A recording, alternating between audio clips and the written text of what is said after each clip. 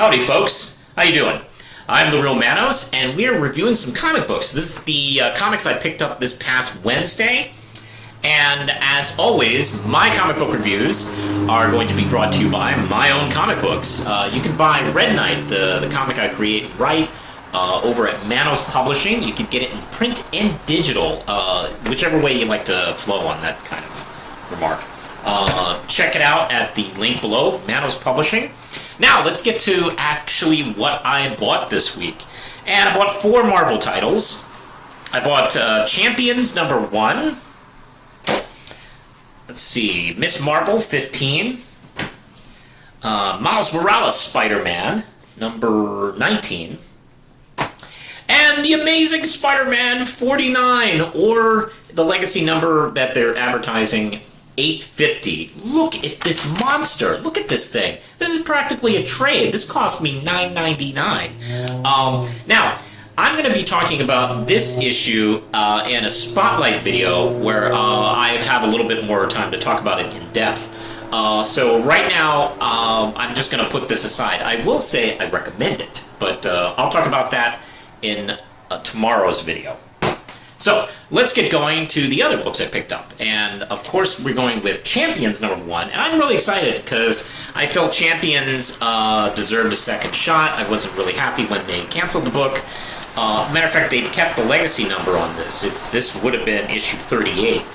And we are picking up from Outlawed, which was a story arc that was sidelined because of what's going on with the COVID crisis. Which is too bad, because this was actually a really good story idea. Eve Ewing and Simone DeMeo, forgive me if I mispronounced that. I'll double check at a later date. So, I'm going to say, by the way, Simone's art, I don't believe I've seen her work before, and I absolutely love it. Before I get started talking about this story at all, I'm going to say I recommend this book based on the art alone. Her work is gorgeous. Every page is just fluid and beautiful and is alive. It's really electric. And I enjoy art.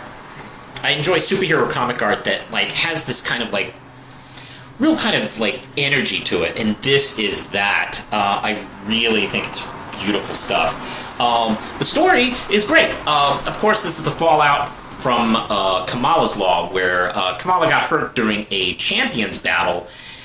Apparently, a building came down on her that was partly caused by Viv Vision. And Viv Vision is supposedly dead because of this situation. And Kamala's been in a coma. All the while, the government's been very quickly building this new organization called Cradle to take out teenage superheroes. You cannot be a teenage superhero. The end. You gotta wait until you're 21 or something like that. I forgot if it's 18 or 21, but it's not great for them. So they're trying to round up as many teenage superheroes that they can, and Kamala's been out of commission. We go to a meeting. There's a secret meeting by... actually, first... Miss Marvel makes an announcement online, look, we are not standing for this, I am back, we are back, and we're gonna, take a stand against this. She did this without really consulting the Champions. Then she has a meeting with the Champions, a secret meeting. By the way, Kamala's doing this all from her bedside. This is before the newest issue of Miss Marvel. So, I guess she had her mask snuck in to her hospital, and she went on her phone okay, we are doing this. That's really cool. By the way, something I really love about the Champions book is Kamala is in a leadership role, and it's not really one I see her in. Usually she is kind of an underling. Maybe not underling is not a good way to put it, but she's a young green hero, usually among more experienced heroes, and she's sort of a little bit, submissive to them. But in the role of leader and Champions, you really do see a different side of her. And I've seen 3 writers on this book so far, and they've each brought that out, and I love that. It's definitely brought something out of Kamala. And of course, they're attacked by the forces of Cradle. And apparently they had a mole. Someone was someone was like giving them information, and at the end of the issue, we get a huge hint. And I'm not going to blow who that is, but I found it rather surprising, and I'm very curious as to where it's going. Issue number 1 of the Champions, 5 out of 5 Ram chips. Get this. This Outlawed arc is really cool. It coincidentally reminds me of the stuff I'm doing in Red Knight, but it's a really mature. It's a really mature way of dealing with like the ideas from the original Civil War miniseries. I really like it a lot. And now we're going to go on to the new Miss Marvel, which is issue 15, and this is by Saladin Ahmad with Minkyu Jung. By the way, Minkyu Jung's art, by the way, is also gorgeous. Jung has been using like a little more faded colors. It's not as strong as Vibrant, which gives it this kind of like it gives the neighborhood and Kamala's world this more kind of lived-in working class appeal. I think that's what they're going for. If not, it's kind of the vibe I get off it. Kamala finally gets out of the hospital, and the first thing she does is try and save a bunch of people who are in a flood situation and are going to get killed very quickly if she doesn't get to it. By the way, she learns of this because one of her friends, one of her buddies, Nakia, like sent her a message like, "Hey, are you seeing this? You gonna do anything about it?" Because like her friends are like kind of like mixed about it. Like some are kind of mad about what happened to her, and others are like, "You got to get back out there." She saves the day, and of course, right on her ass is Dum Dum Dugan and the forces of Cradle. She takes them out quite easily in a pretty cool fight. I love that she runs past the people she just saved, and the Dum Dum and the other forces of Cradle go, "Hey, you see where she went?" It's like, we're not going to tell you, you fascist. You know, she just saved our lives. Where were you? Great stuff. I am in love with this. Outlawed has been like acknowledged in Miles's book, but he's dealing with something else, which we'll talk about.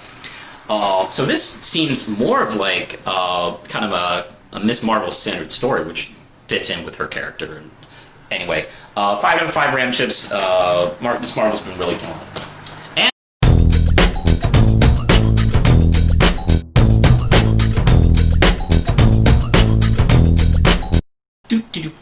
Oh, hey, we're back.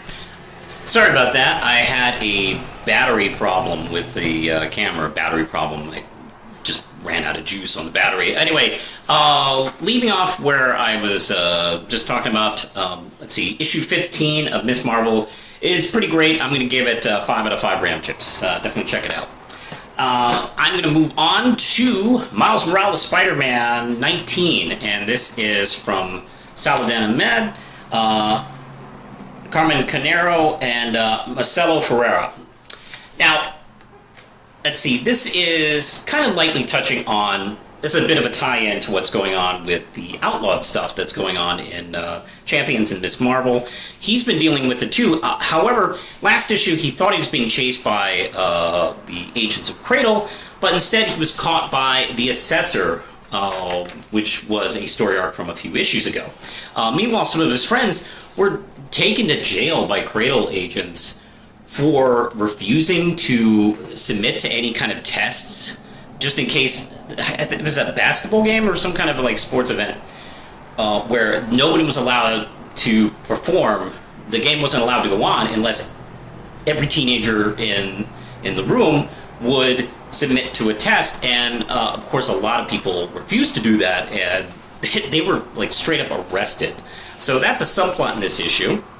Let's see, Miles of course was captured by his clone, and he gets to meet finally Ultimatum, and I'm not going to give away for spoiler's sake who Ultimatum is, but we do get a clear answer in here, and it's a pretty big reveal, I think. Go back to the subplot, and we got Captain America. He shows up because the Brooklyn representative like comes in and goes, "Hey, what are you doing? Get these people out of here. You're like infringing on their constitutional rights." And they're going, "Yeah, whatever." And she calls Captain America because she is his representative. He's from Brooklyn, so he shows up and goes, "Get these people out of here," and they submit to his orders. And there's a nice scene at the end where the senator is talking to him and saying, "Hey, thanks a lot for that." And he goes, "You know what? They should have listened to you. But I'm glad I was able to help you out." And of course, the kids are like eating this up, which is by the way pretty good PR for Captain America, because I know he's trying to rebuild who he is essentially in the public eye. By the way, that's not me being cynical. I mean, this is just good for him because he's a good person and he deserves people acknowledging that. Anyway, we get some badass fighting here. The art team in this is excellent.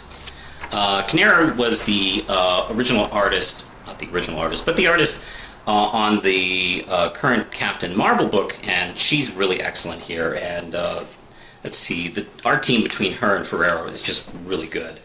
Wonderful stuff. We get a nice, good, strong cliffhanger, and some nice, solid reveals of.